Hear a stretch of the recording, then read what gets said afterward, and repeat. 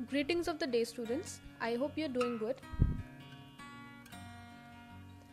Today we are going to read a poem, Wind, written by Subramanyam Bharati, and it was later translated by A.K. Ramanujan. The poem is originally written in Tamil language and then translated into English and other languages. This poem is from your NCERT book Beehive. The poet is describing the power of wind here. We are going to study about wind only. Let's have a look at the poem. Wind, come softly, don't break the shutters of the windows, don't scatter the papers, don't throw down the books on the shelf. In this first line देखो, wind come softly. The poet addresses the wind. जो poet है हमारा वो wind से directly बात कर रहा है. The wind is personified here. Personification का मतलब आपको पता है, जब हम किसी भी नॉन लिविंग थिंग को या किसी भी ऐसी चीज़ को जो ह्यूमन नहीं है उसको ह्यूमन लाइक क्वालिटी दे देते हैं, उसको हम कहते हैं पर्सोनिफिकेशन. ठीक है, यहाँ पर उसने पर्सोनिफाई कर दिया इसी ये बोलकर कि वो उससे डायरेक्ट बात कर रहा है. He tells the wind not to be too strong. वो विंड को बोल रहा है कि वो विंड ज़्यादा स्ट्रॉन्ग ना हो. The poet further asks not to break the shutters. वो बोल रहा है कि शटर्स को ब्रेक ना करें. Scatter the papers. पेपर्स को स्कैटर ना करें. और throw down the books. या बुक्स को ना थ्रो करें. So here the poet is describing the power of wind. हम पूरी पोएम में विंड की पावर के बारे में बात करेंगे. So far the poet is suggesting the wind not to be destructive. Not to be destructive मतलब अभी तक सिर्फ पोएम में पोएट उसको बोल रहा है कि वो डिस्ट्रक्टिव ना हो, बहुत ज़्यादा विनाश ना करे. Next, these are the next lines. There, look what you did. You threw them all down. You tore the pages of the books. You brought rain again. You're very clever at poking fun at weaklings. Now, the poet talks about the destruction done by the wind. Destruction is जो भी नुकसान हुआ wind की वजह से. पहले तो वो विंड को बोल रहा था कि उसे ये काम नहीं करना चाहिए, उसको बहुत ज़्यादा स्ट्रॉन्ग नहीं होना चाहिए, बट अब विंड ऑलरेडी वो डिस्ट्रक्शन कर चुकी है, तो अब वो उसको एक्सप्लेन कर रहा है. You through them all down. तुमने वो सारी चीज़ें, वो बुक्स, वो चीज़ें जो थी शेल्फ पर रखी थी, वो सब गिरा दी. You tore the pages of the books के पेजेस फाड़ दिए. You brought the rain again. तुम्हारी वजह से दोबारा से बारिश हो गई. You are very clever at poking fun at weaklings. Poke मतलब होता है किसी को बार बार परेशान करना. Fun at weaklings, poking fun at weaklings, पूरा इसका मतलब होगा किसी का मजाक उड़ाना. Okay, now the poet talks about the destruction done by the wind. There is a strong wind blowing. बहुत स्ट्रॉन्ग विंड चल रही है. It tore the pages, brought rain and now making fun of the weak. बहुत सारे नुकसान करने के बाद वो जो बहुत ज़्यादा वीक हैं उनका मजाक उड़ा रही है. You may notice that in the initial part of the poem the poet was suggesting wind not to be destructive, but in these lines he states the power of the wind. पहले वो उसको suggest कर रहा था कि उसको क्या नहीं करना चाहिए, एंड अब वो उसकी पावर को डिस्क्राइब कर रहा है. There is a striking difference between both these parts. बहुत डिफरेंस है दोनों में. ये पूछा जा सकता है आपसे. Next lines are frail crumbling houses,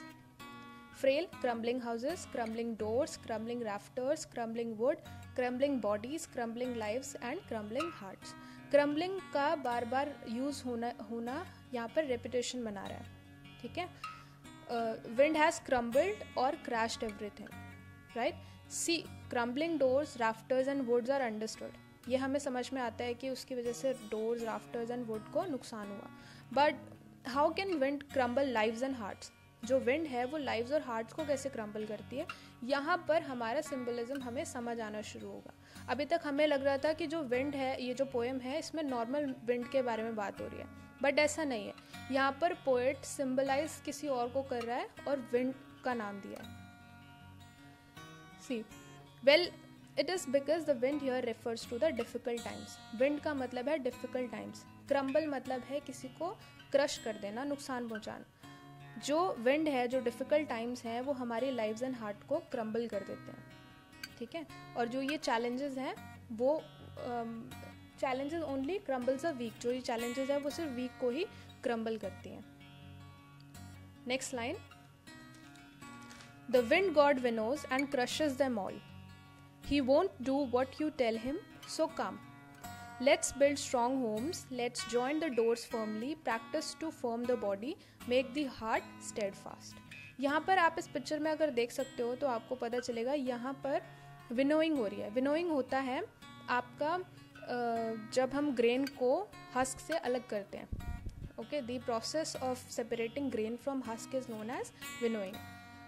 ठीक है, इस पिक्चर में सेम वही हो रहा है। और इसी तरह जिस तरह से हस्क और ग्रेन को अलग किया जाता है, विंड जो है वो स्ट्रॉन्ग लोगों को वीक लोगों से अलग कर देती है एंड क्रशेस देम ऑल, और उनको क्रश कर देती है। He won't do what you tell him, कभी भी डिफ़िकल्ट टाइम्स आप अगर बोलो काश डिफ़िकल्ट टाइम्स चले जाएं तो वो नहीं जाएंगे। आप जो बोलोगे वो नहीं करेगा। ठीक है, उसको वो जो ठान के आई है, जो विंड आई है, जो डिफ़िकल्ट टाइम्स आए हैं, वो अपनी मर्जी से ही जाएंगे। So come let's build strong homes, हम क्या कर सकते हैं, हम स्ट्रॉन्ग होम्स बना सकते हैं, यानी कि अपने आप को स्ट्रॉन्ग कर सकते हैं। Let's join the doors firmly, practice to firm the body, make the heart steadfast. अपने आप को इतना स्ट्रॉन्ग कर लें कि विंड यानी कि डिफ़िकल्ट टाइम्स अगर किसी भी मकसद से आई हो वो हमें नुकसान नहीं पहुंचा सके। ठीक है, the wind blows out weak fires, weak fires यहाँ पर वीक पीपल को बोला गया। ठीक है, जो विंड है वो वीक लोगों को ब्लो कर देती है, हटा देती है।